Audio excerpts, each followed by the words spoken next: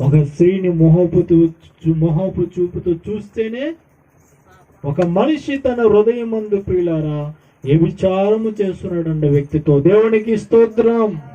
మన జీవితాల్లో ప్రియులారా ఎంతమందితో ఈ కళ్ళ ద్వారా వ్యభిచారం చేస్తూ ఉన్నాము. దేవుడు ప్రియులారా చూడనుకోవట్లేదా?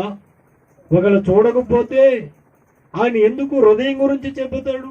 అందుకు వాక్యములు ఉంది, ఇదిగో ఆయన సైన్యములకు అధిపతి యెహోవా హృదయములను పరిశోధించువాడని. ఆయన ఎక్కడో కాదు ప్రియులారా, నీ హృదయం ఆయన చూస్తూ ఉన్నాడు.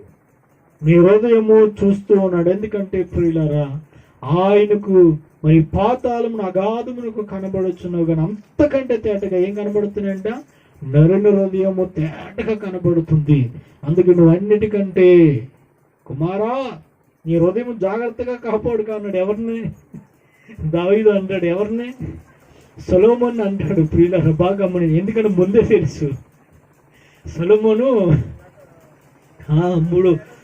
300 మంది భార్యలతో ఉంటాడని, 700 మంది ఉపపత్తులను తీసుకుంటాడని, ఇంచుమించు 1000 మంది కంటే ఎక్కువగా తన జీవితంలో భార్యలను అనుసరించి అన్ని స్త్రీలను మోహించి అన్య దేవతను అనుసరించి ఎదుగు ఆయన లోకమును చూసి ఆకర్షితుడై తన జ్ఞానముతో ఈ లోకంలో తప్పిపోతాడని ముందుగా దేవుడు దావీదు హృదయంలో పలికించిన మాట ఏమిటంటే, కుమారా ఇదిగో నీ హృదయమును భద్రంగా కాపాడుకో. దేవునికి స్తోత్రం.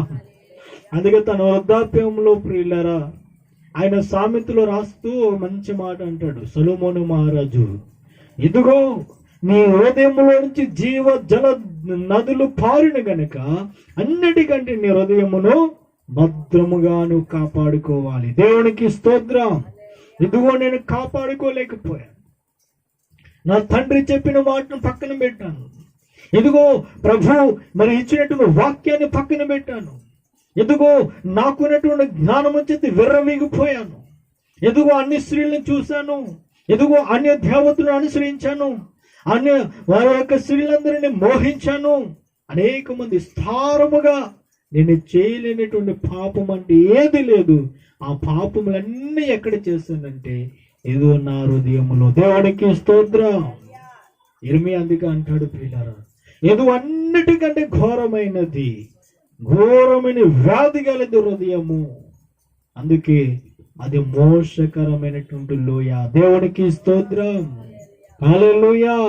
అందుకే ప్రభు అంటాడు ప్రియులారా, ఎదుగో బయట నుండి వెళ్ళి మనుషుని ఇదిగో మరి అపవిత్ర మరి పరిస్థితి ఏది లేదు, కానీ లోపల నుంచి ఏమైతే వస్తుందో అదే మనుషుని ఏం చేస్తుందంట? అపవిత్రపరుస్తూ ఉంది. దేవునికి స్తోత్రం.